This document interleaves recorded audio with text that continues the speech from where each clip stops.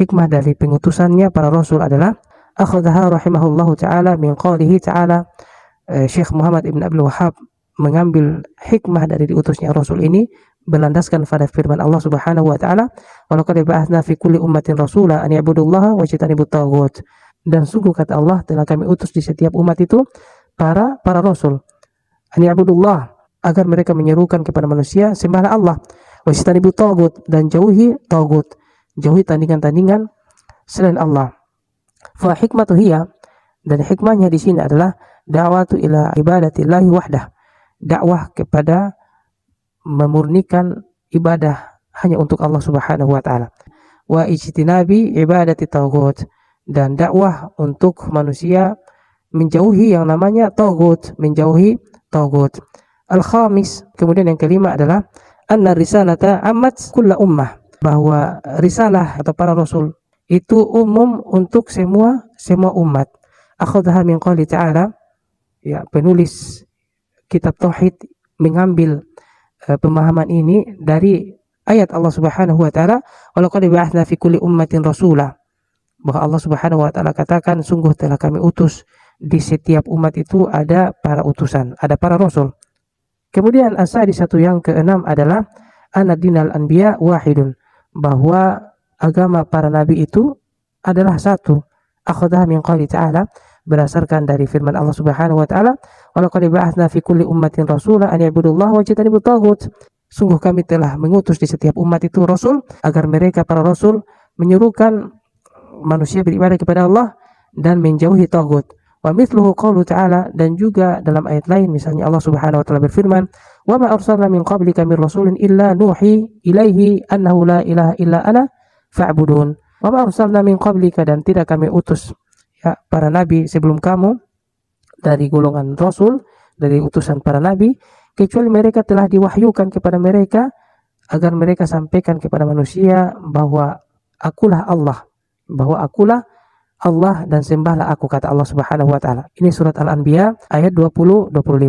Wa hadza la yunafi qawluhu ta'ala, dan ini tidak bertentangan dengan firman Allah Subhanahu wa taala, likullin ja'alna minkum syir'ata wa minhaja, di setiap kalian itu kami telah tentukan syariat dan jalan-jalan. Ya, karena kadang orang-orang yang liberal itu mengatakan bahwa agama Nasrani itu benar, agama Yahudi itu benar, semua agama itu benar, karena Allah Subhanahu wa taala itu telah menentukan kepada masing-masing umat itu cara-cara ibadah mereka. Mereka berdalilkan dengan ayat ini. Katanya Allah Subhanahu wa taala berfirman, likullin ja'alna minkum syir'atan wa minhaja, bagi kalian kami telah tentukan jalan-jalan syariat kalian dan jalan-jalan peribadatan kalian. Surat Al-Maidah ayat 48. Wah, ini pemahaman yang keliru, ya. Mereka memahami ayat-ayat ini tanpa didasari dengan pemahaman ulama-ulama tafsir, pemahaman dari pikiran mereka sendiri dan bermodalkan tafsir. Nah, ini tentunya tidak bertentangan, ya, bahwa Allah Subhanahu wa taala telah mengutus di setiap umat itu ada rasul dan satu ajaran mereka, itu tidak bertentangan dengan ayat ini. Dengan ayat ini bahwa Allah Subhanahu wa taala memberikan syariat, ya, di setiap umat, tidak bertentangan. Di anna syir'ata al-amaliyata takhtalifu bi ikhtilafil umam wal amakin wal azminati. Karena syariat dan amalan-amalan di setiap umat itu berbeda-beda dari umat satu ke umat yang lain, dari satu tempat ke tempat yang lain, dari zaman yang satu ke zaman yang lain. Itu tentang syariat, tentang amaliyah. Wa amma asluddin, adapun pokok daripada agama, keyakinan, akidah, ya, adapun pokok dari agama, fawahidun, itu satu. Akidah daripada semua nabi, semua umat yang diajarkan nabi-nabi terdahulu itu adalah satu, yaitu menyembah Allah Subhanahu wa taala semata, mentauhidkan Allah Subhanahu wa taala semata. Kita sebutkan misalnya syariat Nabi Musa misalnya, bahwa Allah Subhanahu wa taala mengharamkan kepada Musa dan umatnya harta rampasan perang. Jadi kalau habis perang dapat harta itu dibakar. Tidak halal bagi mereka menggunakan harta rampasan perang. Tetapi bagi Nabi kita, Nabi Muhammad SAW, itu dibolehkan, halal. Bahkan Nabi SAW bersabda, dijadikan Allah rezekiku di atas tumbakku. Artinya halal rezeki Nabi SAW dari harta rampasan perang, dan juga halal bagi kita. Nah, syariat seperti nabi-nabi ini berbeda-beda. Ya, syariat seperti ini berbeda. Tetapi asluddin, pokok daripada agama, kesemua nabi itu sama, pokok agamanya sama, tentang tauhidnya itu adalah sama. Kemudian oleh karena itu asluddin itu adalah satu, pokok agama itu adalah satu, tidak berbeda-beda. Allah Subhanahu wa taala berfirman, "Syara'a lakum minad dini ma wassa bihi Nuhan walladzi auhayna ilaika wa ma wasaina bihi Ibrahim wa Musa wa Isa an aqimud din wa la tatafarraqu fihi." Syara'a lakum minad din, telah disyariatkan kepada kalian dari agama ini, wa ma wassa bihi, dan apa yang diwasiatkan dengannya kepada Nuh, kepada engkau wahai Muhammad, wa ma wasaina bihi Ibrahim, dan juga apa yang diwasiatkan kepada Ibrahim, kepada Musa, kepada Isa, an aqimud din, agar kalian, kata Allah Subhanahu wa taala, menegakkan agama dan tidak bercerai-berai di dalamnya. Kemudian yang ketujuh adalah al-mas'alatu al-kabiratu anna ibadatallahi la tahsulu illa bi kufri taghut, bahwa ibadah kepada Allah itu tidak akan tercapai kalau kita tidak mengingkari taghut.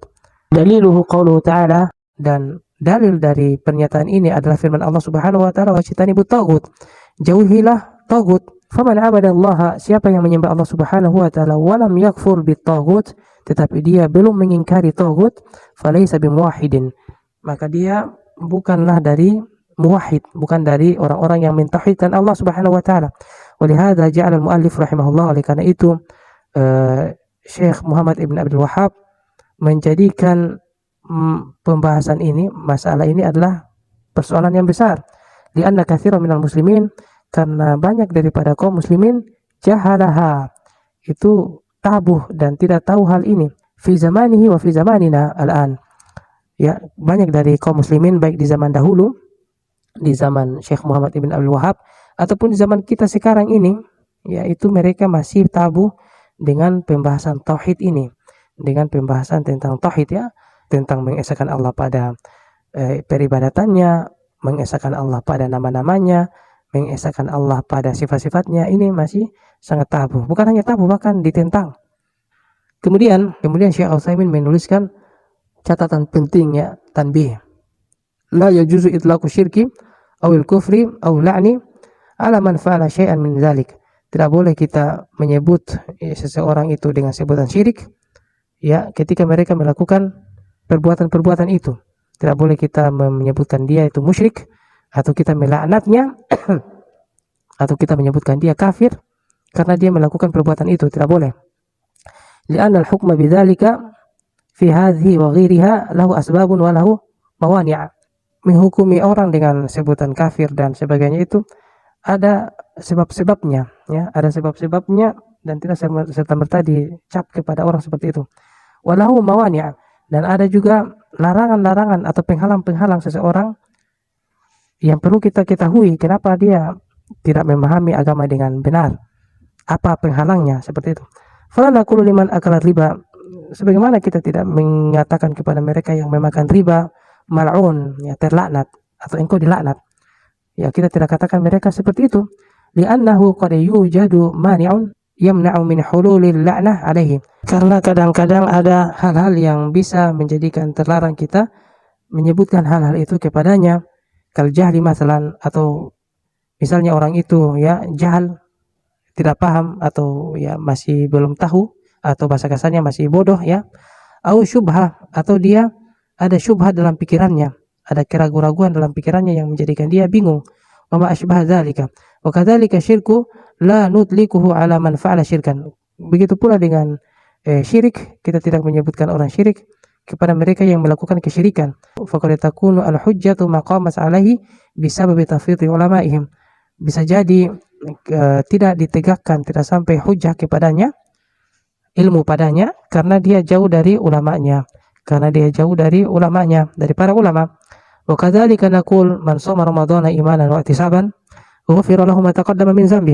Demikian pula terhadap pembahasan misalnya siapa yang berpuasa di bulan suci Ramadan dengan iman dan mengharapkan pahala, maka dia ghufira lahu ma taqaddama min dzambi, maka dia akan dihapuskan dosa-dosa yang sebelumnya.